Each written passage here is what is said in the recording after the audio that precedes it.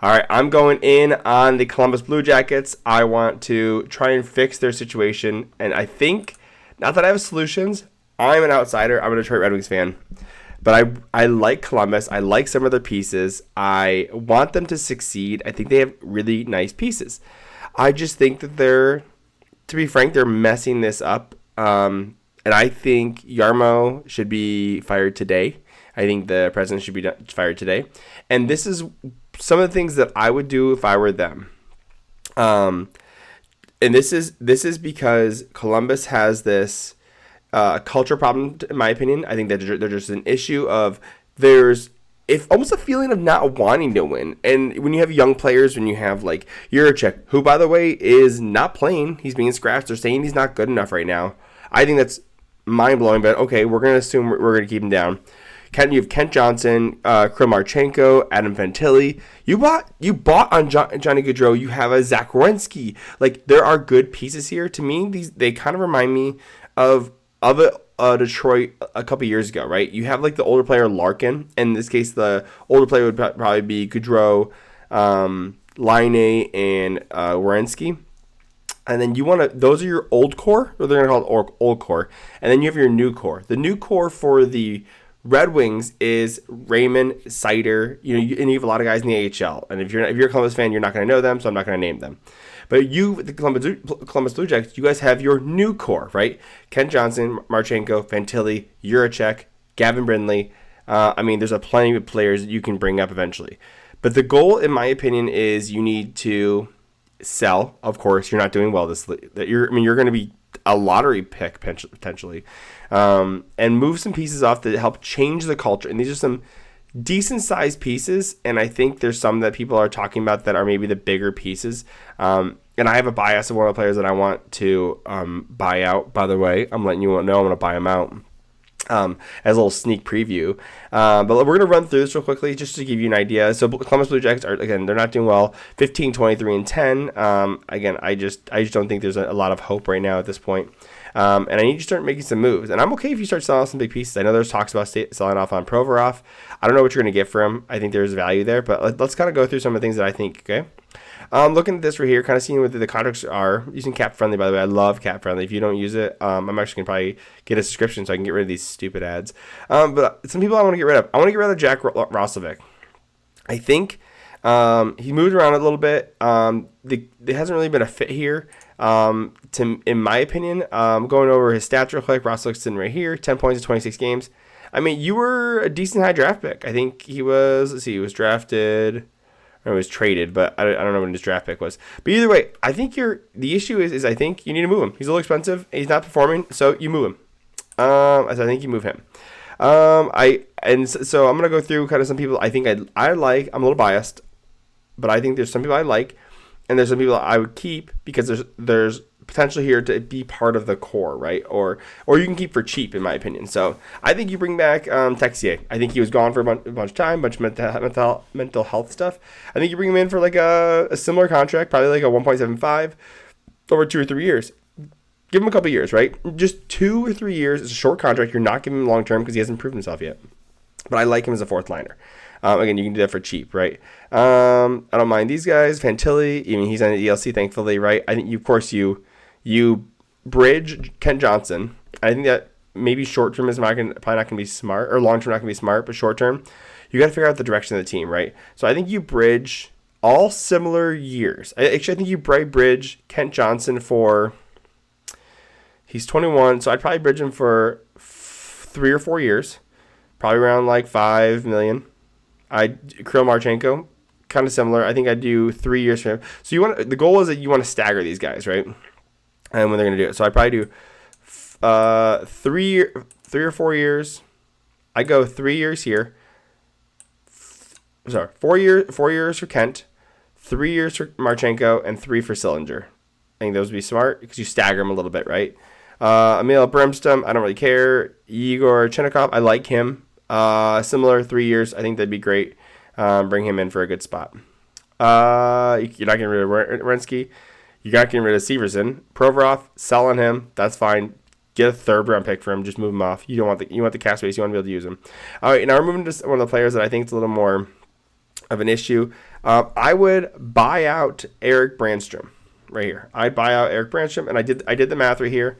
So if you bought him out this up and coming June, right, you're looking at it's gonna be, if we're looking at the cap, so we're looking at about a 1.66 cap hit for the next 4 years. Great, no problem. Cap's going up, but that's not really your concern because you're gonna be bad for the next year or two. So I think you buy out Brandstrom. I think that makes the most sense. Going back over here to the list, we're going to see, oops, my bad. We're going to Elvis.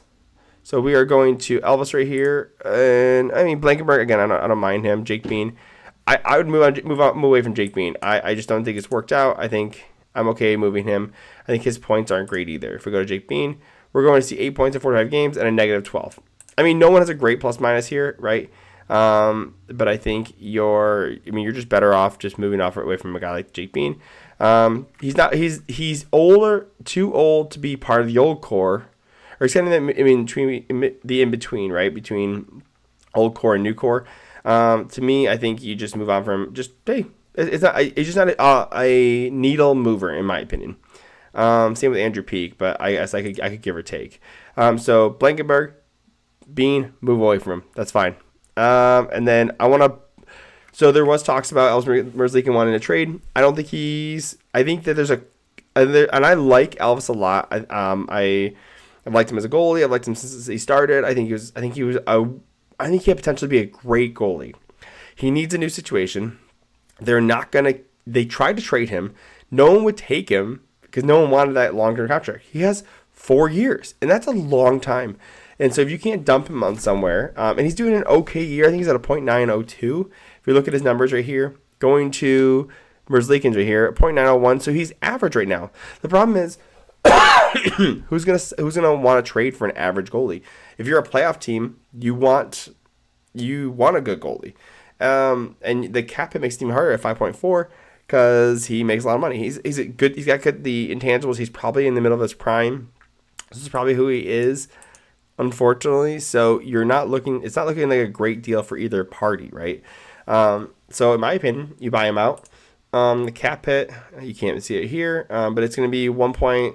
It's going to change a lot, unfortunately. So you can see it stays 1.5, 1.6. That's fine. It jumps here, but at this point, to me, I'm anticipating the cap going up by $8 to $10 million at this year.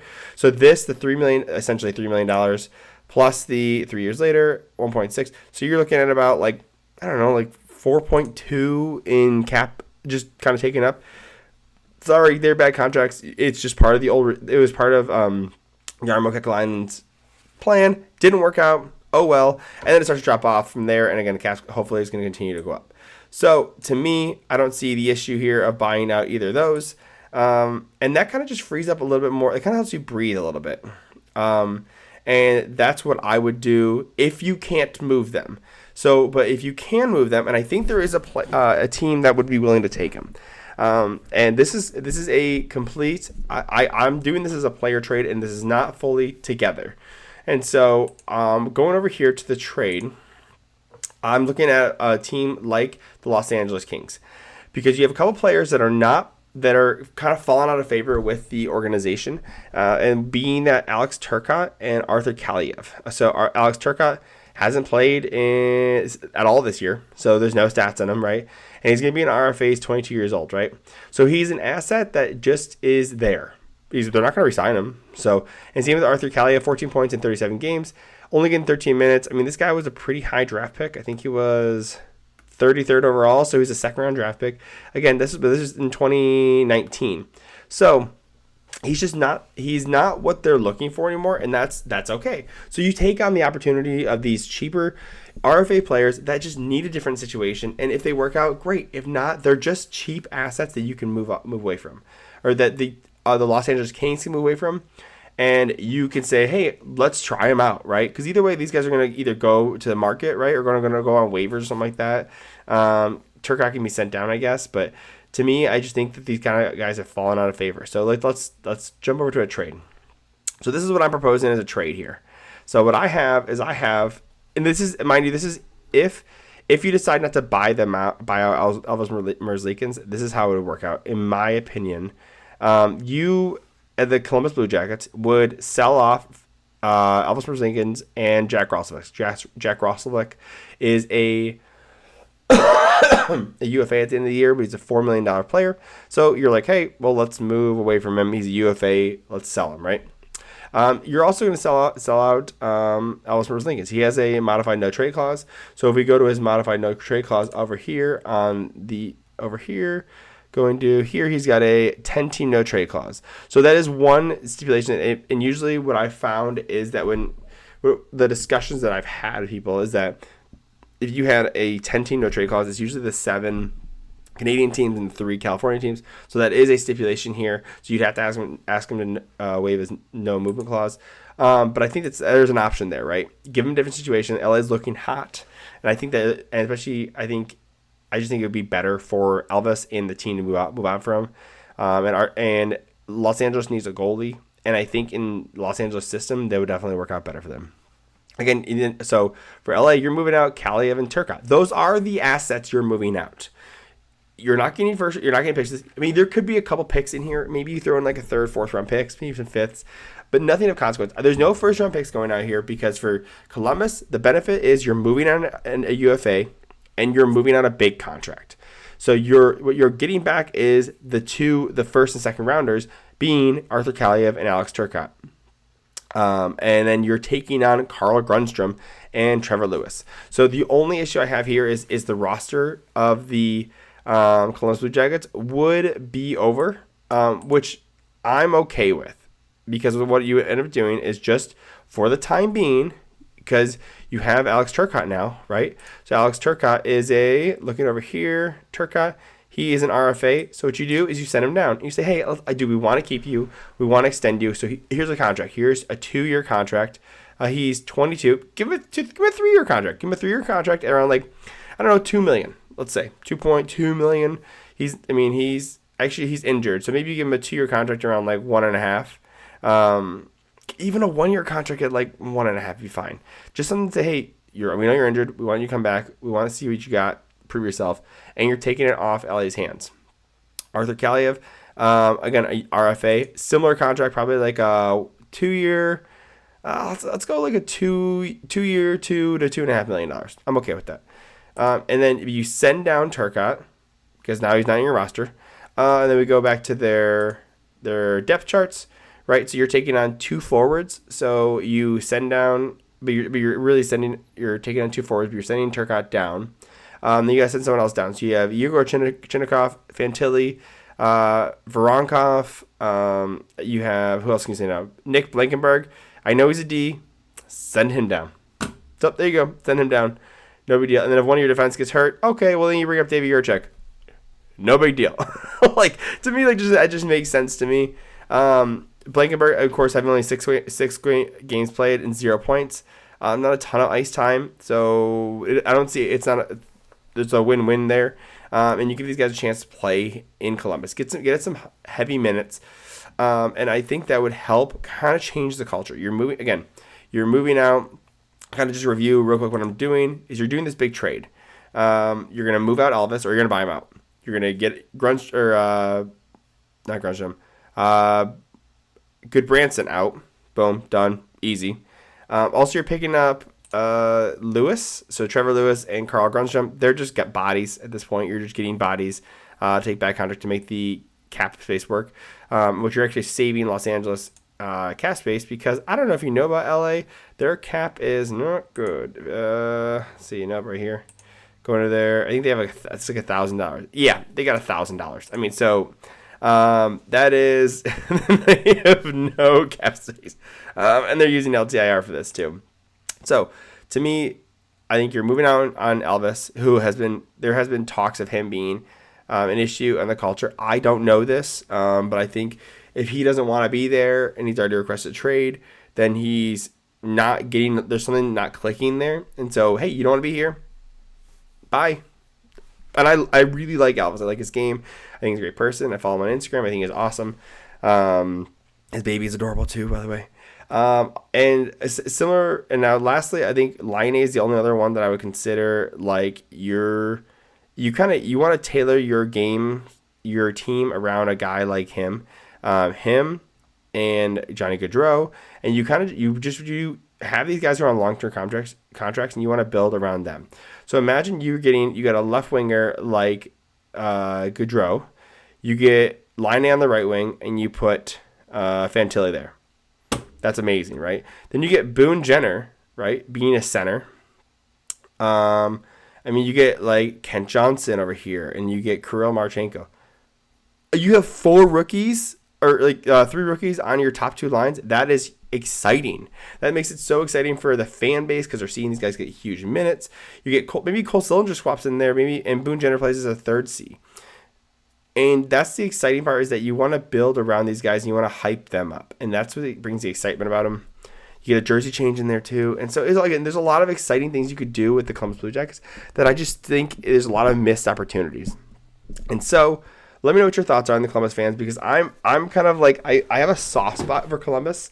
They're like my 7th or 8th favorite team, but I have a soft spot for him. I really like Zach Werenski. I really wish Detroit would have traded for him. That would have been amazing. But he's locked in long term, right? And by the way, he was also literally every time the Red Wings play Columbus Blue Jackets, they're always like, "Oh, did you know Dylan Larkin and Zach Werenski were teammates out at U of M?" Like, yeah, we all knew this. This is a known fact. So I would have loved to have him. But besides, Detroit's stacked on D anyways. But Columbus, fans, let me know what your thoughts are. I'm curious on. I think there's a lot of cool things that can happen here. I think the goal is you're not going to be able to stack a lot of draft picks, but I think you can swap a lot of players out. And there's plenty of UFAs out there. There's always players you can pick up. But really build around these young guys, get excited about them, and figure out what you got, right? So get a couple bridge deals in there, and make Johnny happy too. Come on, you want Johnny hockey happy. So, anyways, love you guys. Hit like, subscribe, and talk to you soon. Love you.